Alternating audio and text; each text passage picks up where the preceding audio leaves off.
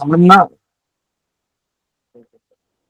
കേരള ഹിസ്റ്ററിയുമായി ബന്ധപ്പെട്ട കുറച്ച് P Y ക്യൂസും അതോടൊപ്പം തന്നെ അതുമായി ബന്ധപ്പെട്ട ഫാക്റ്റുമാണ് നമ്മൾ ഡിസ്കസ് ചെയ്യുന്നത്. നമ്മൾ രണ്ട് ക്ലാസ്സിൽ അതായിരിക്കും ഡിസ്കസ് ചെയ്യുന്നത്. ഓഡിയോ ആർക്കെങ്കിലും ബ്രേക്ക് ആവുന്നുണ്ടെങ്കിലോ അല്ലെങ്കിൽ ഇടയ്ക്ക് ക്ലാസ് കട്ടാവുന്നുണ്ടെങ്കിലും ഒന്ന് സൂചിപ്പിച്ചേക്കണേ. ഓക്കെ. അപ്പം ഇതിന് പുതിയ കുറച്ച് ആളുകളെയൊക്കെ കാണുന്നുണ്ട്. ഇത് നമ്മൾ പഠിപ്പിച്ചിട്ടില്ലാത്തവരാണെന്ന് തോന്നുന്നു. ഓക്കെ. നമ്മൾ ഈ ക്ലാസ്സിനകത്ത് കേരള ഹിസ്റ്ററിയുമായി ബന്ധപ്പെട്ട് പൊതുവിൽ ചോദിച്ചിട്ടുള്ളതും നിങ്ങൾ കുറച്ച് ഫോക്കസ് നൽകേണ്ട കുറച്ച് ഏരിയകളും അതുമായി ബന്ധപ്പെട്ട് നമുക്ക് ഇന്നൊരു 20 ക്വസ്റ്റ്യൻ ആയിരിക്കും നമ്മൾ ഡിസ്കസ് ചെയ്യുന്നത്. നാളെയും ഒരു 20 ക്വസ്റ്റ്യൻ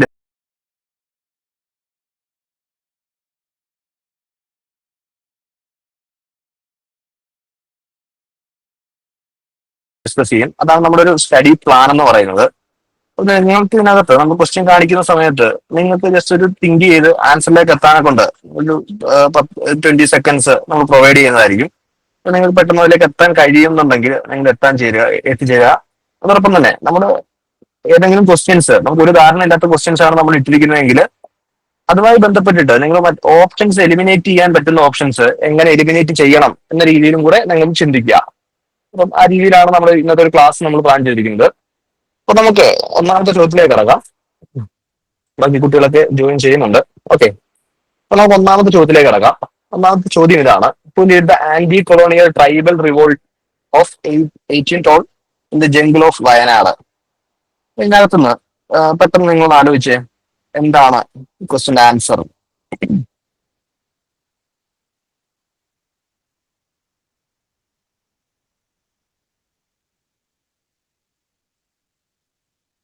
ഓക്കെ, നിങ്ങൾ ആലോചിച്ചല്ലോ.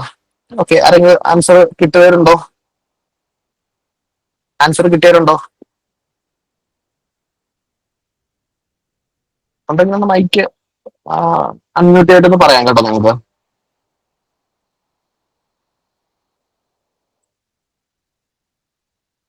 ആരെങ്കിലും ഒന്ന് പറയോ?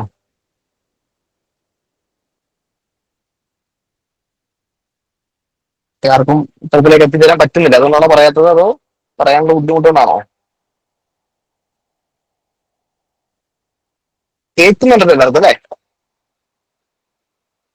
അതിന്റെ റെസ്പോൺസ് ഇല്ല. അപ്പൊ നമ്മള് ഇങ്ങനെ തന്നെയാണ് ക്ലാസ് മുമ്പോട്ട് പോകുന്നത്, റെസ്പോൺസ് ഇല്ലാതെ തന്നെ. ഓക്കെ, കുറച്ചൊന്ന് റെസ്പോൺസ് ആയിട്ട് ചെയ്ത് കഴിഞ്ഞാൽ നമുക്ക് കുറച്ച് ക്ലാസ് ഇൻട്രസ്റ്റിംഗ് ആയിട്ട് നമുക്ക് കാരണങ്ങളൊക്കെ പറഞ്ഞ് നമ്മൾ മറക്കാത്ത രീതിയിൽ നമുക്ക് ഇൻട്രസ്റ്റിംഗ് ആയിട്ട് ക്ലാസ് മുമ്പോട്ട് കൊണ്ടുപോകാം. കുറച്ച് മാക്സിമം റെസ്പോൺസ് ചെയ്ത് തന്നെ ക്ലാസ് ഒരു ആക്റ്റീവ് ക്ലാസ് ആയിട്ട് തന്നെ മുമ്പോട്ട് കൊണ്ടുപോകാൻ ശ്രമിക്കുക കേട്ടോ. ഓക്കെ. അപ്പൊ നമ്മള് ഒന്നാമത്തെ ചോദ്യം എന്ന് പറയുന്നത് ഒരു ആന്റി കൊളോണിയൽ ട്രൈബൽ റിവോൾട്ട് ആണ്. ഇതൊരു കീവേഡായിട്ട് നമ്മൾ കൺസിഡർ ചെയ്യേണ്ടത് ഒരു ട്രൈബൽ റിവോൾട്ട് ആണ്. അപ്പൊ നമുക്ക് ഏറ്റവും പ്രധാനമായിട്ടും അറിയാവുന്ന ട്രൈബൽ റിവോൾട്ടുകൾ എന്ന് പറയുന്നത് പ്രധാനമായിട്ടും ഒന്ന് പഴശ്ശി കലാപങ്ങളാണ്. പ്രധാനപ്പെട്ട രണ്ട് പഴശ്ശി കലാപങ്ങളാണ് കേരളത്തിന്റെ ഹിസ്റ്ററി പഠിക്കുന്ന സമയത്ത് നമ്മൾ പഠിച്ചിട്ടുള്ളത്. അതിനുശേഷം പഠിക്കുന്ന പ്രധാനപ്പെട്ട ഒരു കലാപം എന്ന് പറയുന്നത് കുറിച്യ കലാപമാണ്. അങ്ങനെ രണ്ട് കലാപങ്ങളാണ് നമ്മൾ പഠിച്ചിട്ടുള്ളത്. അപ്പം ഒന്ന് പഴശ്ശി കലാപം. ഓക്കെ. ഒന്ന് പഴശ്ശി റിവോൾട്ട്, രണ്ടാമത് കുറിച്യ കലാപമാണ്. അപ്പൊ ഇതിനകത്തുനിന്ന് നമ്മൾ പ്രധാനമായിട്ട് ഇങ്ങനത്തെ ക്വസ്റ്റ്യൻസ് വരുമ്പം നമ്മൾ ഇതൊരു മൂന്ന് ഓപ്ഷൻ ഉള്ളു കേട്ടോ. രണ്ട് ഓപ്ഷൻ റിപ്പീറ്റഡ് ആണ്. ഓക്കെ. തലക്കൽ ചന്തു, ഇടച്ചേന കുഞ്ചൻ, രാമൻ നമ്പി. അപ്പൊ ഇങ്ങനെയുള്ള ക്വസ്റ്റിനകത്ത് നിങ്ങൾ അറിയാവുന്ന ഓപ്ഷനുകളെ നിങ്ങൾ എലിമിനേറ്റ് ചെയ്യുകയോ, അപ്പൊ ഡയറക്റ്റഡ് ആൻസർ അറിയാം. ഇപ്പൊ ഇതിന് ആൻസർ വരുന്നത് രാമൻ നമ്പിയാണ്. അപ്പം രാമൻ നമ്പി എന്നുള്ള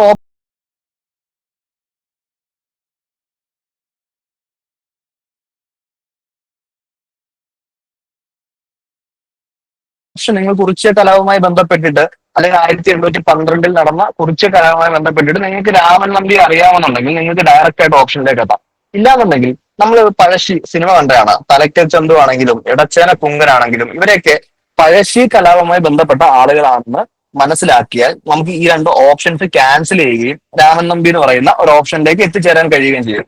അപ്പൊ നമ്മൾ ഇതിനകത്ത് പ്രധാനമായിട്ടും മനസ്സിലാക്കേണ്ടത് നിങ്ങൾ രണ്ട് കാര്യങ്ങൾ മനസ്സിലാക്കി വെക്കുക. ഒന്ന് പഴശ്ശി കലാപങ്ങളും, രണ്ട് ഈ പറയുന്ന രാമനമ്പിയെ പറ്റിയും അതോടൊപ്പം തന്നെ കുറിച്യ കലാപത്തെ പറ്റിയും മനസ്സിലാക്കി വെക്കുക. അപ്പൊ നമ്മൾ ആദ്യം അത് നമുക്ക് പഴശ്ശി കലാപത്തെ പറ്റി ജസ്റ്റ് ഒന്ന് പറഞ്ഞു പോകാം. പറഞ്ഞു പോയതിനു ശേഷം നമുക്ക് രാമനമ്പിയെ പറ്റിയും കുറിച്യ കലാപത്തെ പറ്റി നിങ്ങൾക്ക് തരുന്ന പ്രൊവൈഡ് ചെയ്യുന്ന ഫയലിനകത്ത് കൊടുത്തിട്ടുണ്ട്. അപ്പൊ പഴശ്ശി കലാപത്തെ പറ്റി പറയുകയാണെന്നുണ്ടെങ്കിൽ നമുക്കറിയാം കേരള സിംഹം എന്നറിയപ്പെടുന്ന പഴശ്ശി രാജാവ് അല്ലെങ്കിൽ കേരള സിംഹം എന്നാണ് അദ്ദേഹത്തെ ആരാണ് പഴശ്ശിയെ കേരള സിംഹം എന്ന് വിളിക്കുന്നത്? സർദാർ കെ എം പണിക്കറാണ്. അദ്ദേഹത്തിന്റെ ഒരു നോവലുണ്ട്, കേരള സിംഹ പഴശ്ശിരാജ എന്ന് പറയുന്ന ഒരു നോവലുണ്ട്. ഇദ്ദേഹത്തെ മറ്റു പല പേരുകളിൽ നമ്മൾ വിളിക്കാറുണ്ട്, പുരളി ശമ്മനെന്നും അങ്ങനെയൊക്കെ നമ്മൾ പല പേരുകളിൽ വിളിക്കാറുണ്ട്. ഓക്കെ, ഇതുമായി ബന്ധപ്പെട്ട് രണ്ട് പഴശ്ശി കലാപങ്ങളാണ് പ്രധാനമായിട്ടും നടന്നത്. ഒന്നാമത്തെ പഴശ്ശി കലാപം 1793 മുതൽ 97 വരെയുള്ള ഒന്നാം പഴശ്ശി കലാപവും, അതിനുശേഷം 1800 മുതൽ 1805 വരെയുള്ള രണ്ടാം പഴശ്ശി കലാപവും. അങ്ങനെ രണ്ട് ടൈമില് പഴശ്ശി കലാപങ്ങൾ നടന്നിട്ടുണ്ട് എന്ന് മനസ്സിലാക്കുക. നിലവിലത്തെ ക്വസ്റ്റ്യന്റെ പാറ്റേൺ അനുസരിച്ച് എന്തായിരുന്നു പഴശ്ശി കലാപം? പഴശ്ശി കലാപം ഒരു സ്വാതന്ത്ര്യ സമരമാണോ എന്ന് ചോദിച്ചു കഴിഞ്ഞാൽ സ്വാതന്ത്ര്യ സമരമായിട്ട് നമ്മൾ പഴശ്ശി കലാപങ്ങളെ കാണുന്നില്ല. ഇത് പ്രത്യേകിച്ചും ഈ കോട്ടയം പ്രദേശത്തെ നികുതി പിരിവുമായി ബന്ധപ്പെട്ടിട്ടുള്ള അധികാരം പഴശ്ശിരാജാവിന് നൽകാത്തതുമായി ബന്ധപ്പെട്ടുള്ള കലാപങ്ങളെയാണ് നമ്മൾ പഴശ്ശി കലാപങ്ങൾ എന്ന് വിളിക്കുന്നത്. അദ്ദേഹത്തിന്റെ പേര് കോട്ടയം കേരളവർമ്മ പഴശ്ശിരാജ എന്നാണ്. അദ്ദേഹത്തെ കേരള സിംഹം എന്ന് വിളിക്കുന്നത് സർദാർ കെ എം മണിക്കറാണ്. സർദാർ കെ എം മണിക്കറിന്റെ കേരള സിംഹം എന്ന് പറയുന്ന നോവലുണ്ട്. അപ്പം അതുമായി ബന്ധപ്പെട്ടിട്ടാണ് ഒരു പുരളിമല എന്ന് പറയുന്ന ആ മലയുടെ പേര് എഴുതി വെക്കുക, ചോദിക്കാൻ സാധ്യതയുണ്ട്. ഇത് വയനാടെന്നാണ് ചോദിച്ചേക്കുന്നത്. അപ്പൊ വയനാട്ടിൽ തന്നെയാണ് ഈ പറയുന്ന പുരളിമലയും വരുന്നത്, വയനാടെന്നും ചോദിക്കാം. ഓക്കെ, അപ്പം അത് മനസ്സിലാക്കിയിരിക്കുക. അപ്പം ഒന്നാം പഴശ്ശിക്കലാപം നടന്ന വർഷം, രണ്ടാം പഴശ്ശിക്കലാപം നടന്ന വർഷം, ഇത് രണ്ടും ഓർത്തിരിക്കുക. ഓക്കെ, ഇനി പഴശ്ശിക്കലാപത്തിനകത്ത് നിന്ന പ്രധാനപ്പെട്ട നേതാക്കന്മാര്, അതോടൊപ്പം തന്നെ പഴശ്ശിക്കലാപത്തിനകത്ത് ഏത് ആദിവാസി വിഭാഗമാണ് ഇവർക്കൊപ്പം നിന്നതെന്ന് ചോദിച്ചിട്ടുണ്ട്. അത് കുറിച്യർ എന്ന് പറയുന്ന, നമുക്ക് ശേഷം പഠിക്കാൻ വരുന്ന കുറിച്യർ തന്നെയാണ് ആർക്കൊപ്പവും നിന്നത്. പഴശ്ശിക്കലാപത്തിൽ പഴശ്ശിക്കൊപ്പം നിന്നതും കുറിച്യർ തന്നെയാണ്. അദ്ദേഹത്തിന്റെ സർവ്വസൈന്യാധിപൻ ആരായിരുന്നു? അത് കൈതേരി അമ്പു ആണ്. നമ്മളെ സിനിമ കണ്ടവർക്കറിയാം. അദ്ദേഹം സ്വീകരിക്കുന്ന കുറച്ച് യുദ്ധമുറകളുണ്ട്. നമ്മൾ ഗറില്ല വാർഫെയർ എന്നൊക്കെ പറയുന്ന ഗറില്ല യുദ്ധം, ഒളിപ്പോരൊക്കെയാണ് പഴശ്ശിയുമായി ബന്ധപ്പെട്ടുള്ള യുദ്ധങ്ങൾക്കകത്ത് നമുക്ക് കാണാൻ കഴിയുന്നത്. പിന്നെ അദ്ദേഹത്തിന്റെ ഈ തലയ്ക്കൽ ചന്തു, എടച്ചേന കുങ്കൻ, ചെമ്പൻ പോക്കർ, പിന്നെ അങ്ങനെ കുറച്ച് അധികം ആളുകള്, അത്തൻ ഗുരുക്കൾ, PSC ചോദിച്ചിട്ടുണ്ട്, അത്തൻ ഗുരുക്കൾ, ഇങ്ങനെയൊക്കെ പേരുകൾ ആരുമായി ബന്ധപ്പെട്ടിട്ടാണ്? അത് പഴശ്ശി കലാപവുമായി ബന്ധപ്പെട്ടിട്ടാണ്. ഓക്കെ, പിന്നെ ഈ പറയുന്ന പഴശ്ശിയുമായി ബന്ധപ്പെട്ട് PSC കൂടെ ചോദിക്കുന്ന സാധനങ്ങൾ, പഴശ്ശി സ്മാരകം, പഴശ്ശി ഡാം, പഴശ്ശി മ്യൂസിയം, അങ്ങനെയുള്ളതൊക്കെ പഠിച്ചു വെക്കുക. പഴശ്ശി സ്മാരകം ഉള്ളത് മാനന്തവാടിയിലാണ്, പഴശ്ശി ഡാം ഉള്ളത് കണ്ണൂരാണ്, പഴശ്ശി മ്യൂസിയം ഉള്ളത് കോഴിക്കോടാണ്. അപ്പൊ നമ്മൾ അങ്ങനെ പഴശ്ശി കലാപത്തിലേക്ക് ഡീറ്റെയിൽ ആയിട്ട് പോകുന്നില്ല. നമുക്ക് വേണ്ടത് രാമനമ്പിയാണ്. രാമനമ്പി എന്ന് പറയുന്നത് കുറിച്യ കലാപവുമായി ബന്ധപ്പെട്ടിട്ട് 1812 കുറിച്യ കലാപവുമായി ബന്ധപ്പെട്ടിട്ട ആളാണ് രാമനമ്പി എന്ന് പറയുന്നത്. അതായത് ദക്ഷിണേന്ത്യയിൽ നടന്ന ഒരു ഗിരിവർഗ കലാപം ഏതാണെന്ന് PSC ചോദിച്ചിട്ടുണ്ട്. അപ്പം ദക്ഷിണേന്ത്യയിൽ നടന്ന ഏക ഗിരിവർഗ കലാപമാണ് എന്തെന്ന് പറയുന്നത്? കുറിച്യ കലാപം എന്ന് പറയുന്നത്. അതിൽ നയിച്ച നേതാവിന്റെ പേരാണ് ആര്? അത് രാമനമ്പി. അദ്ദേഹം ഒരു കുറുമ ട്രൈബൽ ഫാമിലിയിൽ പെടുന്ന ആളാണ് എന്നോട് മനസ്സിലാക്കിയിരിക്കുക. ഇനി എന്തായിരുന്നു കുറിച്യ കലാപത്തിന് കാരണം എന്ന് ചോദിച്ചു കഴിഞ്ഞാൽ അത് ഈ ബ്രിട്ടീഷുകാർ, എല്ലാ ട്രൈബൽ റിവോൾട്ടിന്റെയും കാരണമാണ്. ഇപ്പൊ ഇന്ത്യയിലെ ട്രൈബൽ റിവോൾട്ട് എന്ന് പറയുന്നത് കുറെ ട്രൈബൽ റിവോൾട്ട് ഉണ്ട്. ഇപ്പൊ സന്താൽ കലാപം, ബിർസാ മുണ്ട എന്നൊക്കെ നമ്മൾ കേട്ടിട്ടുണ്ട്. ബിൽ കലാപം, ഗോൾഡ് കലാപം, അങ്ങനെ കുറെ കലാപങ്ങൾ ഇന്ത്യയിൽ നടന്നിട്ടുണ്ട്. ഇതിന്റെയൊക്കെ ട്രൈബൽ റിവോൾട്ടിന്റെ ഒക്കെ കാരണം പൊതുവിൽ ഒരു കാരണം തന്നെയാണ്. അതിന്റെ കാരണം എന്ന് പറയുന്നത് ബ്രിട്ടീഷുകാര് ഈ ട്രൈബ്സിന് അധികമായിട്ട് ടാക്സ് ചുമത്തുന്നു അല്ലെങ്കിൽ നികുതി ചുമത്തുന്നു എന്നാണ് എല്ലാ ട്രൈബൽ കലാപങ്ങൾക്കും കാരണമായിട്ട്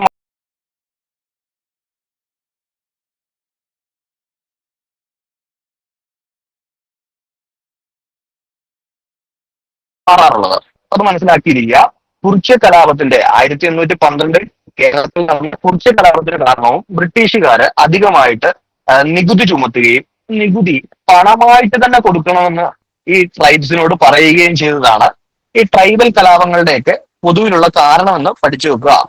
ഓക്കെ, അതുമായി ബന്ധപ്പെട്ടിട്ട് കുറിച്യ കലാപത്തിന്റെ മുദ്രാവാക്യം ചോദിച്ചിട്ടുണ്ട്. നമ്മൾ കാരണങ്ങളൊക്കെ ഇവിടെ കൊടുത്തിട്ടുണ്ട്. ഹെവി ടാക്സേഷൻ, അത് നമ്മളിവിടെ കൊടുത്തിട്ടുണ്ട്. ഇതിന്റെ കാരണം നിങ്ങളൊന്ന് പഠിച്ചു വെക്കുക. കാരണമല്ല, ഒരു മുദ്രാവാക്യം ഉണ്ടായിരുന്നു കുറിച്യർ കലാപവുമായി ബന്ധപ്പെട്ടിട്ട്. അത് വട്ടത്തൊപ്പിക്കാരെ നാട്ടിൽ നിന്നും പുറത്താക്കുക, അങ്ങനെ ഒരു മുദ്രാവാക്യത്തോടു കൂടിയാണ് ഈ കുറിച്യർ കലാപം കേരളത്തിൽ നടന്നത്. ഓക്കെ, അപ്പം ആ ഒരു മുദ്രാവാക്യം പഠിച്ചു വെക്കുക, വട്ടത്തൊപ്പിക്കാരെ കേരളത്തിൽ നിന്നും പുറത്താക്കുക. അവസാനിച്ച ഡേറ്റ് കൂടി ഒന്ന് നോട്ട് ചെയ്യണേ. മെയ് മാസം 8-ാം തീയതിയാണ് 1812 മെയ് മാസം 8-ാം തീയതിയാണ് ഈ കുറിച്യ കലാപം ബ്രിട്ടീഷുകാര് അടിച്ചമർത്തുന്നത്. അതുമായി ബന്ധപ്പെട്ടിട്ട് ഈ പറയുന്ന രാമനമ്പി അടക്കമുള്ളവരെ വധിക്കപ്പെടുകയാണ്. ഈ ഒരു ചെറിയ വാറ പോലെ നടന്നിട്ട് അവരെയൊക്കെ വധിക്കപ്പെടുന്നു. പിന്നെ ഒരു പ്രമുഖ നേതാവുണ്ട്, കേളു എന്ന് പറയുന്ന ഒരു നേതാവുണ്ട്, അദ്ദേഹത്തെ തൂക്കിക്കൊല്ലുന്നു. അങ്ങനെ പിന്നെ രാമനമ്പിയോടൊപ്പം അന്ന് കൊല്ലപ്പെടുന്ന കുറച്ച് നേതാക്കന്മാരുണ്ട് കേട്ടോ. പ്ലാക്കച്ചന്തു, ആയിരം വീട്ടിൽ കോന്തപ്പൻ എന്നൊക്കെ പറയുന്ന കുറച്ച് നേതാക്കന്മാരാണ്. അപ്പൊ നമുക്ക് കിട്ടും, നമുക്ക് രണ്ട് ട്രൈബൽ കലാപങ്ങൾ നമ്മൾ പഠിക്കുന്നുള്ളൂ. ഒന്ന് പഴശ്ശി റിവോൾട്ടും ഒന്ന് കുറിച്യർ കലാപമാണ്. അപ്പൊ ഈ പേരുകൾ കേട്ടാൽ നമുക്ക് കിട്ടണം. പ്ലാക്കച്ചന്തു, ആയിരം വീട്ടിൽ കോന്തപ്പൻ, രാമനമ്പി, അതോടൊപ്പം തന്നെ വെൺകലോൻ, കേളു എന്നൊക്കെ പറയുന്ന ആളുകളൊക്കെയാണ് കുറിച്യ കലാപവുമായി ബന്ധപ്പെട്ട ആളുകൾ. ഓക്കെ, ഇതുമായി ബന്ധപ്പെട്ടിട്ട് ഇപ്പൊ മാർച്ച് 25 തുടങ്ങി മെയ് 8 അവസാനിപ്പിച്ചു. അവസാനിപ്പിക്കുന്ന ഒരു കൊന്നൊടുക്കുമായിരുന്നു, എല്ലാവരും അവസാനിപ്പിക്കുകയായിരുന്നല്ലോ. ഓക്കെ, ഇതുമായി ബന്ധപ്പെട്ടിട്ട് കുറെ അക്രമങ്ങൾ വയനാട് കേന്ദ്രീകരിച്ച് നടന്നിട്ടുണ്ട്. നമ്മൾ പറഞ്ഞു ഗറില്ല വാർഫെയർ തന്നെ ഈ യുദ്ധത്തിനകത്തും അല്ലെങ്കിൽ ഈ വാറിനകത്തും ഈ റെബലിനകത്തും നമുക്ക് ഉപയോഗിക്കുന്നതായിട്ട് കാണാം. സുൽത്താൻ ബത്തേരി, മാനന്തവാടി തുടങ്ങിയ ഇന്നത്തെ മിലിറ്ററി പോസ്റ്റുകളിലൊക്കെ അറ്റാക്ക് നടന്ന സ്ഥലവുമായി ബന്ധപ്പെട്ടിട്ടുണ്ട്. അപ്പം ഇതൊക്കെയാണ് കുറിച്യ കലാപവുമായി ബന്ധപ്പെട്ടിട്ട് പ്രധാനമായിട്ട് നമുക്ക് നോക്കാനുള്ളത്. ഓക്കെ, അപ്പൊ ഇത്രയും കാര്യങ്ങളെങ്കിലും മിനിമം അണ്ടർസ്റ്റാൻഡിങ് കുറിച്യ കലാപത്തെ പറ്റി ഉണ്ടായിരിക്കണം. ഓക്കെ, ഇതുമായി ബന്ധപ്പെട്ട് ഒരു ബ്രിട്ടീഷുകാരന്റെ പേരോട് പഠിച്ചു നോക്കുക. Thomas warden. തോമസ് വാർഡൻ എന്ന് പറയുന്ന ആളാണ് ആ സമയത്ത് കുറിച്യ കലാപവുമായി ബന്ധപ്പെട്ടിട്ട് നമ്മൾ പറയുന്നത് ബ്രിട്ടീഷുകാർ കൂടുതൽ ടാക്സ് ചുമത്തി ആ നികുതി ഏർപ്പെടുത്തിയ ബ്രിട്ടീഷ് ഉദ്യോഗസ്ഥന്റെ പേരാണ് തോമസ് വാർഡൻ. ഓക്കെ, ഇത്രയും കാര്യങ്ങളാണ് നമുക്ക് കുറിച്യ കലാപമായിട്ടും രാമനമ്പിയുമായിട്ടും വയനാട് പഴശ്ശി കലാപമായിട്ടും ബന്ധപ്പെട്ട് നോക്കാനുള്ളത്. ഓക്കെ ആണെങ്കിൽ നമുക്ക് അടുത്ത ക്വസ്റ്റ്യനിലേക്ക് പോവാം. എന്തെങ്കിലും ഡൗട്ട് ഉണ്ടെങ്കിൽ ചോദിക്കണേ.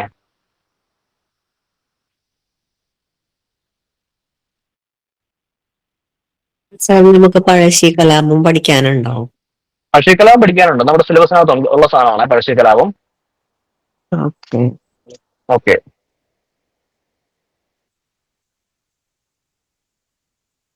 ഓക്കെ, നമ്മൾ അടുത്ത ക്വസ്റ്റിനിലേക്ക് പോവാം അല്ലെ. അടുത്ത ക്വസ്റ്റൻ എന്ന് പറയുന്നത് നോക്കിക്കുക, ഞങ്ങൾ ക്വസ്റ്റൻ നോക്കുക, വായിച്ച് ആൻസറിലേക്ക് എത്താൻ പറ്റും നോക്കുക. വളരെ എളുപ്പമുള്ള ഒരു ക്വസ്റ്റൻ ആണ്.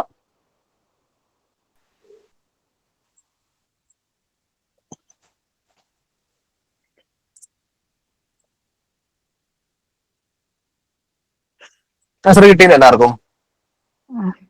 നമ്മള്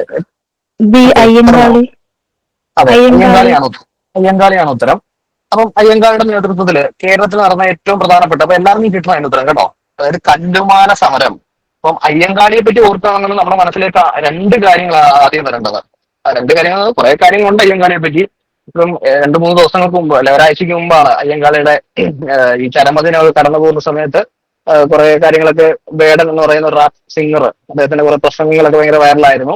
അപ്പൊ നമുക്ക് അയ്യങ്കാളിയെ പറ്റി ഇനി വരാൻ പോകുന്ന പരീക്ഷകൾക്ക് നന്നായി ചോദ്യങ്ങൾ വരാനുള്ള സാധ്യതയുണ്ട്. ഈ പറയുന്ന PSC പരീക്ഷകൾ മാത്രമല്ല SSC പരീക്ഷകൾക്ക് പോലും അയ്യങ്കാളിൽ നിന്ന് ക്വസ്റ്റ്യൻ വരാൻ സാധ്യതയുണ്ട്. അപ്പൊ പഠിച്ചു വെക്കുക. അയ്യങ്കാളിയെ പറ്റി ഓർക്കുമ്പോൾ നമ്മുടെ മനസ്സിലേക്ക് 1-2 കാര്യങ്ങൾ ഇങ്ങനെ ഒരു ഓർഡറിൽ വരണം. നമ്മൾ എപ്പോഴും കേൾക്കുന്നതാണ് പഞ്ചമിയുമായി ബന്ധപ്പെട്ട ഊരൂട്ടമ്പലം വിദ്യാഭ്യാസം, അതോടൊപ്പം തന്നെ വില്ലുവണ്ടി സമരം, പിന്നെയുള്ള ഏറ്റവും പ്രധാനപ്പെട്ട സമരമാണ് കല്ലുമാല സമരം. ഈ 3 കാര്യങ്ങളും മിനിമം അണ്ടർസ്റ്റാൻഡിങ് വെച്ചേക്കുക അയ്യങ്കാളിയുമായി ബന്ധപ്പെട്ടിട്ട്. ഏറ്റവും പ്രധാനപ്പെട്ട ഊരൂട്ടമ്പലം അല്ലെങ്കിൽ വേങ്ങാനൂർ സമരം, ആദ്യമായി ഒരു കർഷക സമരം ആരംഭിക്കുന്നത് വേങ്ങാനൂരാണ്. അദ്ദേഹം ജനിക്കുന്നത് വേങ്ങാനൂരാണ്. അപ്പം അത് ആലോചിച്ച് വെക്കുക. അതോടൊപ്പം തന്നെ വില്ലുവണ്ടി സമരം വേങ്ങാനൂർ മുതൽ കവടിയാർ വരെ. ഓക്കെ, നമുക്ക് തിരുവനന്തപുരത്തൊക്കെ ഉള്ളവർക്കറിയാം. നമുക്ക് ഈ വെള്ളയമ്പലത്ത് പോകുമ്പോൾ വെള്ളയമ്പലം ജംഗ്ഷനകത്ത് വെള്ളയമ്പലത്തിൽ നിന്നും കവടിയാർ കൊട്ടാരത്തിന് അങ്ങോട്ടേക്ക് ഫേസ് ചെയ്ത് അയ്യങ്കാളുടെ പ്രതിമ ഇരിപ്പുണ്ട്. അത് എന്തിനു വേണ്ടിയാണ് സ്ഥാപിച്ചതെന്ന് ചോദിച്ചു കഴിഞ്ഞാല് വേങ്ങാനൂർ മുതൽ വെള്ളയമ്പലം വരെ അല്ലെങ്കിൽ കവടിയാർ വരെ ഈ യാത്ര സംഘടിപ്പിച്ചത്, വില്ലുവണ്ടി യാത്ര സംഘടിപ്പിച്ചതിന്റെ ഓർമ്മയ്ക്കായിട്ടാണ് ഈ വെള്ളയമ്പലം ജംഗ്ഷനകത്ത് ഈ പ്രതിമ സ്ഥാപിച്ചേക്കുന്നത്. അതും രാജകൊട്ടാരത്തിലേക്ക് ഫേസ് ചെയ്ത്. ഓക്കെ, അപ്പം പിന്നെ 3ാമത് പുള്ളിയെ പറ്റി പഠിക്കേണ്ട സാധനമാണ് കല്ലുമാല സമരം. ഓക്കെ, കല്ലുമാല സമരം നടന്നത് ഏത് സ്ഥലമാണെന്നറിയോ കല്ലുമാല സമരം? അല്ലെങ്കിൽ കല്ലുമാല സമരത്തെ നമ്മൾ പെരിനാട് കലാപം എന്ന് വിളിക്കാറുണ്ട്. പെരിനാട് എന്ന് പറയുന്നത് കൊല്ലം ജില്ലയിലെ ഒരു സ്ഥലമാണ്, കൊല്ലം ജില്ലയിലെ. ഓക്കെ, ഇനി അയ്യങ്കാളിയെ പറ്റി നമുക്ക് കുറച്ച് കൂടുതൽ ഡീറ്റെയിൽസ് നോക്കണം. അതേപോലെ കല്ലുമാല സമരത്തെ പറ്റി നോക്കണം. അപ്പം കല്ലുമാല സമരം എന്ന് പറയുന്നത് ഒരു സോഷ്യൽ മൂവ്മെന്റ് ആയിരുന്നു. നമ്മൾ ജസ്റ്റ് ഒരു കഥ പോലെ ഒന്ന് പറഞ്ഞുതരാം. ആ കഥ എന്ന് പറയുന്നത് ഈ പെരിനാട് അല്ലെങ്കിൽ കേരളത്തിലെ മുഴുവൻ ഒരു പരിച്ഛേദമാണ് ഈ കല്ലുമാല സമരം എന്ന് പറയുന്നത്. നമുക്കറിയാം മേൽമുണ്ട് ധരിക്കാനെ കൊണ്ട് അന്നത്തെ സ്ത്രീകൾക്ക് അവകാശമില്ലായിരുന്നു. അപ്പം അതിന്റെ പേരിൽ ചാന്നാർ ലഹളയൊക്കെ പിന്നെ 1859 സമയത്തൊക്കെ ചാന്നാർ ലഹള വരുന്നുണ്ട്.